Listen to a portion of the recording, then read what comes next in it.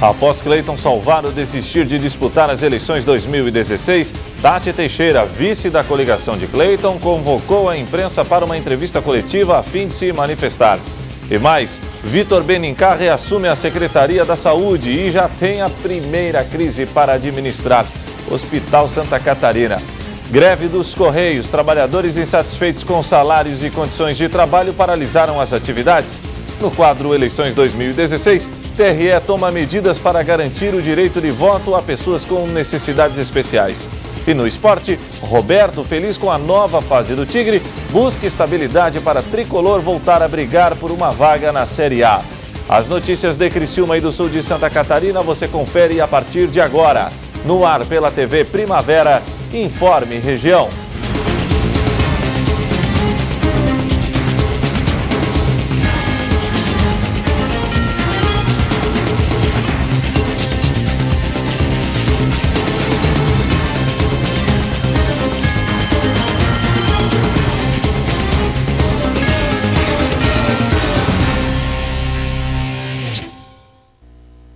Hoje, quinta-feira, 15 de setembro de 2016. Para você que sintoniza a tela da TV Primavera, boa noite. Tati Teixeira, vice de Cleiton Salvaro na coligação Paz para Criciúma, convocou a imprensa para uma entrevista coletiva na tarde de hoje, na sede da Associação Comercial e Industrial de Criciúma. Após a desistência de Cleiton, que ontem confirmou que não é mais candidato, Tati se pronunciou sobre o fato que, segundo ela mesmo, a pegou de surpresa. Muito emocionada, Tati Teixeira falou pela primeira vez com a imprensa sobre a desistência de Cleiton Salvaro à candidatura à Prefeitura de Criciúma, na qual a mesma disputava como vice-prefeita. 2 dias depois do prazo da substituição de candidatos, fui apunhalada pelas costas. De forma sorrateira, fui surpreendida com a informação da renúncia do candidato a prefeito pela coligação de Paz para Criciúma. Eu fiquei sem chão. Foi uma imprudência com o povo criciumense, com os 12 partidos da coligação, com os nossos candidatos a vereadores e com as pessoas que nos apoiavam ou já declararam apoio. Já sobre o candidato Cleiton Salvaro, Tati garante que trocou poucas palavras com o então candidato a prefeito. E ele justificou apenas que não disputaria o cargo de chefe do executivo com o primo Clésio Salvaro. Ele simplesmente me telefonou ontem à tarde. Eu tentei contato desde o período da manhã, quando eu recebi uma informação pela coordenação da campanha. A partir daí eu comecei a fazer contato para realmente ver se a informação era verdadeira e até que ponto isso era verídico. E eu só recebi a ligação dele no meio da tarde, dizendo que tinha tomado a decisão. Eu questionei ele, eu disse, olha, tem certeza, né, do ato, porque as consequências que isso causa, né? Ele disse, deu a justificativa dele muito rapidamente, em alguns segundos, e aí depois nós não conversamos mais. Questionada sobre essa situação estar arquitetada há algum tempo por Cleiton Salvaro, a vereadora prefere não acreditar que isso seja possível. Não consigo responder. Eu acredito que é impossível as pessoas terem essa capacidade. Não quero acreditar nisso. Agora ela já pensa no futuro e deve analisar cada proposta e ver qual o melhor caminho a seguir. Diante de tamanha precipitação, eu não sei que rumo vou tomar. Gostaria de assumir o comando e seguir a caminhada como candidata a prefeita, mas não posso em razão dos prazos eleitorais. Agora cabe a mim seguir na caminhada como cidadã e auxiliar dentro das possibilidades os compromissos que tenho com a coligação proporcional estabelecida. E contem comigo. Quanto ao grande questionamento de qual projeto estarei, ainda não tenho decidido. Respeito meu partido, que achou por bem adiantar e tomar uma decisão, mas peço no momento que respeitem a minha dor. Quanto a tomar uma decisão, vou anunciar baseada no que for melhor para os cidadãos criciumenses. A seguir, greve dos Correios. Profissionais insatisfeitos com salários e condições de trabalho paralisaram as atividades.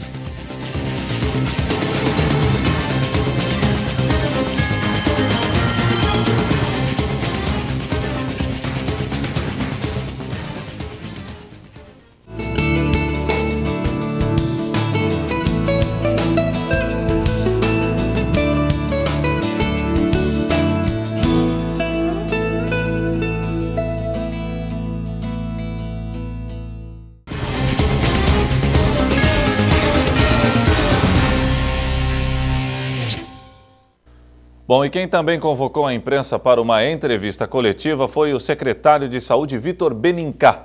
Benincá estava licenciado da pasta e retomou as funções no dia de hoje. E logo no primeiro dia de trabalho, o jovem secretário precisou administrar uma crise daquelas. Hospital Materno Infantil Santa Catarina. O ISEV não cumpriu com o acordo de depositar o salário dos médicos até o meio-dia de ontem, o que fez com que a categoria dos médicos não voltassem ao atendimento, como foi o acordado. No entanto, a pasta da saúde já vinha analisando a administração do Instituto e, com isso, o jeito foi romper o contrato com a entidade. O próprio Conselho Municipal de Saúde, através do seu presidente, já nos indagou uma série de questionamentos sobre a permanência do Instituto. Nós fomos acatando todas essas solicitações e dando seguimento às investigações. E a gente culminou com uma certa surpresa numa paralisação de ordem médica, no momento em que nós não tínhamos a totalidade dessa dívida, né? Os médicos pararam, maestriamente, aqui do meu lado, o Silvio Ávila, ele retornou um contato à frente à instituição, onde nós nos envolvemos num processo de restabelecimento da confiança em cima da própria gestão do ISEV, onde teve uma certa falha nesse processo de confiança, onde nos foi passada uma informação e a gente acreditou em cima desse processo, e no segundo momento também não foi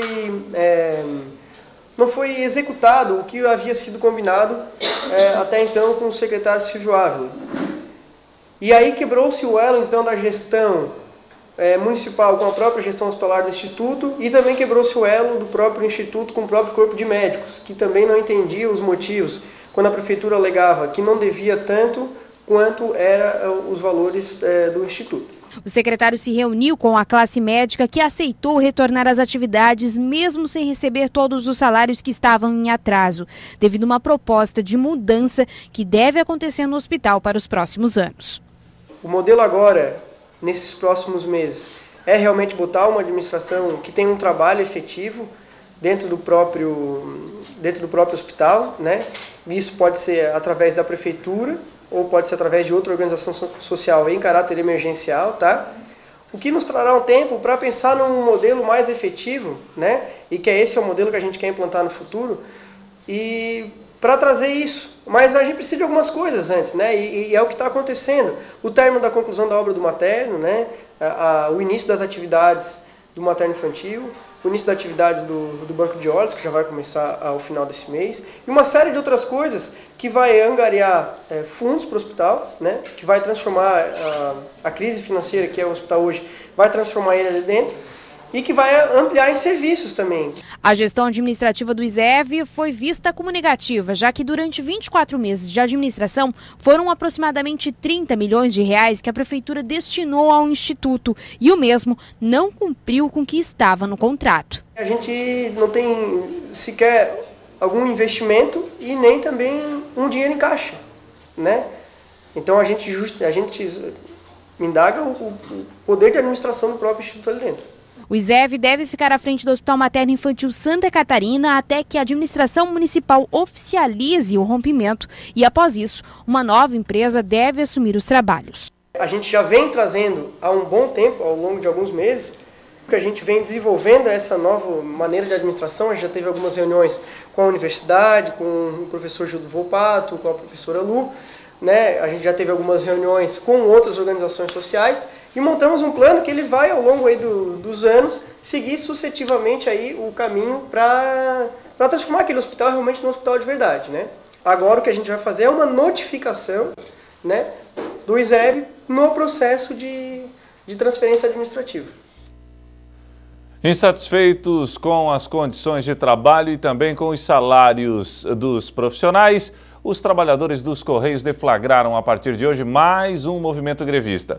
Nossa equipe de reportagem foi até a Central de Distribuição de Criciúma para conhecer o pleito dos trabalhadores. Os trabalhadores dos Correios paralisaram as atividades hoje. São diversas as reivindicações da categoria, que clama para garantir os direitos adquiridos e conseguir um reajuste salarial que cubra pelo menos a inflação. A nossa reivindicação que a gente está em campanha salarial aí, está aproveitando para estar reivindicando concurso público, que é uma coisa que está prejudicando muito o nosso atendimento à população, né, e a sobrecarga de trabalho. Desde 2011 a empresa não faz concurso público, a gente está sofrendo com isso.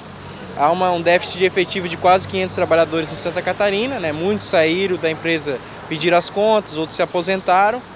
E reajuste, né, salarial que seja um reajuste acima da inflação, né? Hoje a empresa não está oferecendo nem a inflação para a gente de reajuste e quer mexer no nosso plano de saúde, assim, né, que é um benefício que a gente tem direito e a gente não quer abrir mão de nenhum direito que a gente já tem conquistado, né? A gente quer manter todos os benefícios, né, e avançar num reajuste salarial que seja acima da inflação, que é, no caso, hoje a gente está pedindo 10%, né, que aprovamos ontem em Assembleia uma contraproposta de 10% a partir de agosto, que foi quando venceu a nossa data base. As negociações com a direção dos Correios e o governo estão cada vez mais complicadas e isso vem dificultando um acordo entre as partes. Foi muito difícil desde o começo, assim, o governo se mostrando muito irredutível, né? Então a primeira proposta mesmo era de uma retirada muito grande de direitos, a gente teria que devolver, como o nosso reajuste era em agosto e ia fechar depois, a gente teria que devolver dinheiro para o Correio, né, se a gente aceitasse a primeira proposta do governo, que é uma coisa absurda. Né? Então está muito difícil, assim, porque a gente sabe que a direção da empresa e o governo estão tentando privatizar a empresa. Né? Isso passa por um processo de sucateamento da empresa para convencer a população que o Correio não presta e tem que vender. Né? Mas o que na verdade eles não colocam é que não está tendo investimento no Correio, não tem investimento de funcionário, as condições de trabalho estão cada dia pior, assim, né? Então está muito ruim, acho que foi... a nossa última alternativa foi a greve, né, e a gente entende que era necessário para lutar aí por uma empresa que atenda a população com qualidade, coisa que a gente não está conseguindo fazer hoje e não teve outra alternativa, né? A gente teve que, né, utilizar esse último recurso que era a greve para tentar chamar a atenção da população, dos meios de comunicações, enfim, para estar colocando a nossa situação para a comunidade em geral. Aproximadamente 90% da categoria aderiu ao movimento. Em Criciúma, 50 trabalhadores estão com os braços cruzados. A adesão na região sul aqui está muito boa, né? A adesão de Criciúma mesmo, Içara, está muito boa, assim, está muito forte. Agora a gente no período da tarde a gente vai estar fazendo uma assembleia aí de avaliação para ver como é que está o cenário nacional, para avaliar se a gente vai continuar no movimento, né, paredista ou não.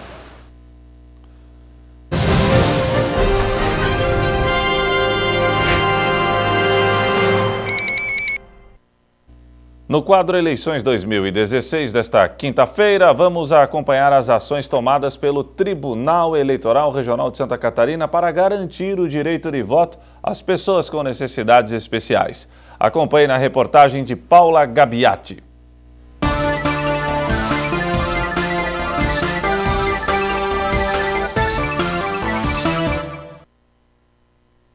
Garantir o direito ao voto é o objetivo maior da Justiça Eleitoral. E para possibilitar que todos os eleitores possam exercer esse direito de forma plena, a cada eleição, novas medidas vêm sendo adotadas para permitir que eleitores com deficiência possam comparecer às urnas sem enfrentar dificuldades adicionais. Aqueles que informam ao cartório eleitoral, a Justiça Eleitoral provê os meios para que eles possam exercer seu voto sem nenhum problema. No caso das pessoas com dificuldade de locomoção, a Justiça Eleitoral aloca esses eleitores preferencialmente em sessões, né, térreas com acessibilidade. Os eleitores com deficiência visual, a urna eletrônica, o teclado dela já é em braille, e, além disso, para aqueles que informaram, a Justiça Eleitoral encaminha fone de ouvido. E, se a deficiência ocorreu após o fechamento do cadastro ou a pessoa não pôde informar, ela pode levar o fone próprio ou ainda utilizar uma pessoa de confiança para auxiliar no voto. Inclusive, nós aqui em Santa Catarina fazemos uma ata onde há um espaço para que os mesários informem qualquer deficiência que o eleitor apresentou e não esteja comunicado à Justiça Eleitoral, para que esse dado retorne depois das eleições para o cadastro e essa informação seja atualizada. E assim, nas próximas eleições, esse eleitor já vai estar com a sessão adaptada para as necessidades dele. Jairo é deficiente visual e presidente da Associação Catarinense para a Integração do Cego. Segundo ele, esse tipo de acessibilidade acaba contribuindo para a conscientização da população sobre a necessidade da inclusão das pessoas com deficiência na sociedade. A partir do momento que essas informações elas são levadas nas telinhas, seja do computador, do smartphone, ou da casa das pessoas, não só a população vai começar a compreender as especificidades de toda a sociedade, como os próprios legisladores e o executivo, etc., eles também vão acabar olhando um pouco mais para essas questões. Então, a partir do momento que eu sou um legislador, eu estou entrando numa campanha política, as pessoas com deficiência estão aparecendo, então eu preciso pensar ações para elas também.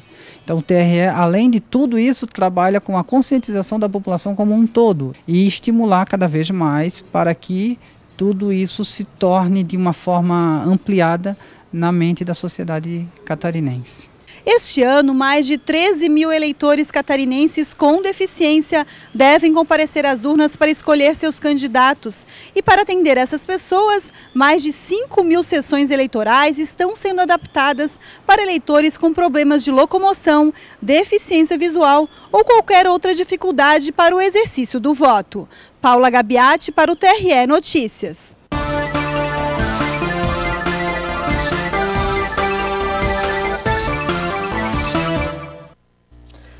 A seguir, Roberto, feliz com a nova fase do Tigre, busca estabilidade para a Tricolor voltar a brigar por uma vaga na Série A.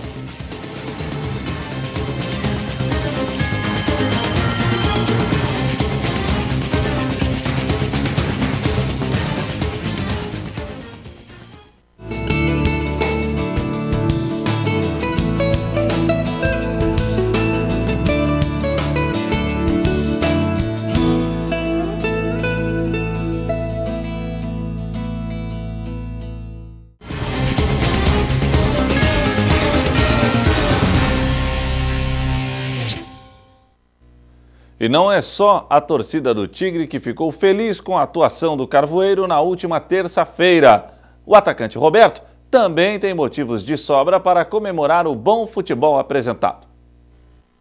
Foi uma atuação de gala. A goleada sobre o Oeste na última terça-feira tirou um peso das costas dos jogadores do Criciúma, que nas atuações anteriores deixaram a desejar.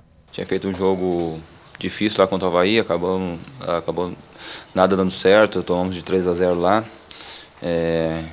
Tivemos apenas 2 dias aí para a gente conversar e acertar, e a gente sabia da necessidade de mudar a postura dentro de campo. Sabíamos que ia ser um jogo difícil, mas as coisas foram acontecendo para a gente ontem e a gente conseguiu fazer um grande jogo, uma bela vitória com um placar elástico. De atuação destacada, Roberto foi considerado pela Crônica Esportiva o melhor jogador em campo. Bom para o torcedor que estava preocupado com o condicionamento físico do atleta. Pelo desempenho do atacante Carvoeiro no confronto passado, tudo está ok.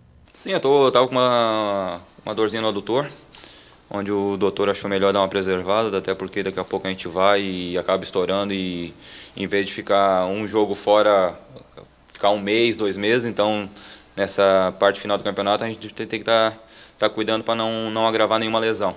Mas estou me sentindo bem. Ontem um pouco de desgaste no final do segundo tempo ali.